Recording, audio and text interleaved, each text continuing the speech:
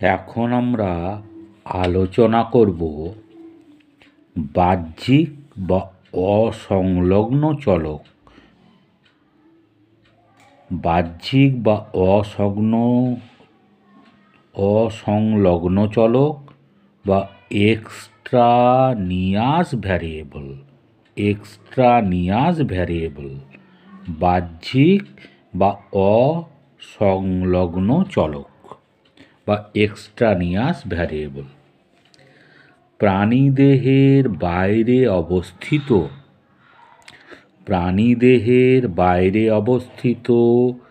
যে সমস্ত উপাদানসমূহ নির্ভরশীল চলককে প্রভাবিত করে তাদেরকে বাহ্যিক চলক বলে অভিহিত করা হয়। প্রাণীদেহের বাইরে অবস্থিত যে সমস্ত উপাদানসমূহ নির্ভরশীল চলককে প্রভাবিত করে তাদেরকে বাহ্যিক চলক বলে অভিহিত করা হয়। মধ্যবর্তী চলকের মতো এই প্রকার চলকও যথেষ্ট ক্ষতিকারক। মধ্যবর্তী চলকের মতো এই প্রকার চলকও যথেষ্টই ক্ষতিকারক। মধ্যবর্তী চলকের মতো এই প্রকার চলকও যথেষ্টই ক্ষতিকারক, কারণ এটি বাহ্যিকভাবে প্রত্যক্ষ বা পরোক্ষ উপায়ে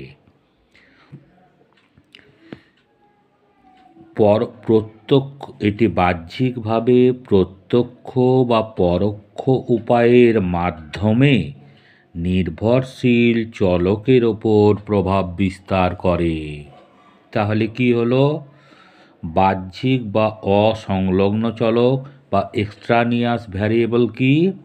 প্রাণীদেহের বাইরে অবস্থিত যে সমস্ত উপাদানসমূহ নির্ভরশীল চলককে প্রভাবিত করে তাদেরকে বাহ্যিক চলক বলে অভিহিত করা হয়।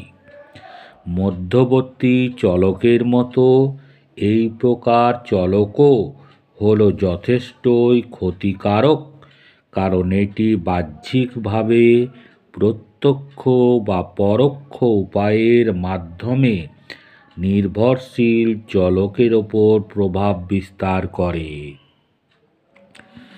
তাই গবেষণার ক্ষেত্রে গবেষককে অত্যন্ত সতর্কতার সঙ্গে এই প্রকার চলককে নিয়ন্ত্রণ করতে হয়, যাতে পরীক্ষণের ওপর এই প্রকার চলকের কোনো নেতিবাচক প্রভাব না পড়ে। তাই গবেষণার ক্ষেত্রে গবেষককে অত্যন্ত সতর্কতার সঙ্গে এই প্রকার চলককে নিয়ন্ত্রণ করতে হয়, যাতে পরীক্ষণের ওপর এই প্রকার চলকের কোনো নেতিবাচক প্রভাব না পড়ে। কখনো কখনো দেখা যায় যে এই নেতিবাচক বাহ্যিক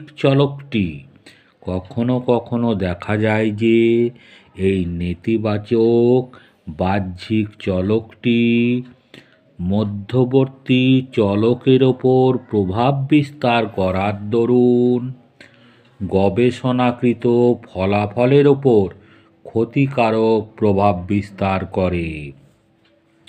কখনো কখনো দেখা যায় যে এই নেতিবাচক বাহ্যিক চলকটি মধ্যবর্তী চলকের ওপর প্রভাব বিস্তার করার দরুন গবেষণাকৃত ফলাফলের ওপর ক্ষতিকারক প্রভাব বিস্তার করে।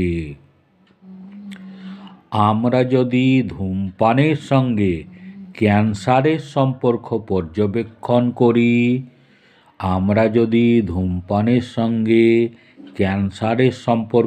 পর্যবেক্ষণ করি তবে আমরা দেখব যে নানাবিধ উপাদানসমূহ এই সম্পর্ককে প্রভাবিত করে, তবে আমরা দেখব যে নানাবিধ উপাদানসমূহ এই সম্পর্ককে প্রভাবিত করে।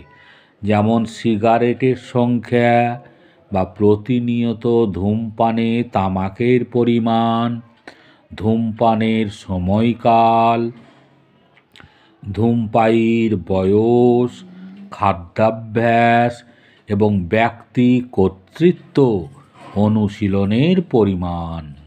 এই সমস্ত যাবতীয় উপাদানসমূহ বাহ্যিকভাবে প্রভাব বিস্তার করে সম্ভাব্য ক্যান্সারের ওপর। তাই এই চলকসমূহের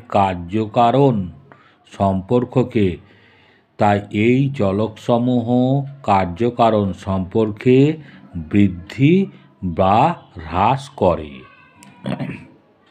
কীরকম দেখো, আমরা যদি ধূমপানের সঙ্গে ক্যান্সারের সম্পর্ক পর্যবেক্ষণ করি, তবে আমরা দেখব যে নানাবিধ উপাদানসমূহ এই সম্পর্ককে প্রভাবিত করে। যেমন সিগারেটের সংখ্যা বা প্রতিনিয়ত ধূমপানে তামাকের পরিমাণ, ধূমপানের সময়কাল, ধূমপায়ীর বয়স, খাদ্যাভ্যাস এবং ব্যক্তি কর্তৃক অনুশীলনের পরিমাণ। এই সমস্ত যাবতীয় উপাদানসমূহ বাহ্যিকভাবে প্রভাব বিস্তার করে সম্ভাব্য ক্যান্সারের ওপর। এই চলকসমূহর কার্যকারণ সম্পর্ককে বৃদ্ধি বা হ্রাস করে। এই চলকসমূহ কার্যকারণ সম্পর্ককে বৃদ্ধি বা হ্রাস করে।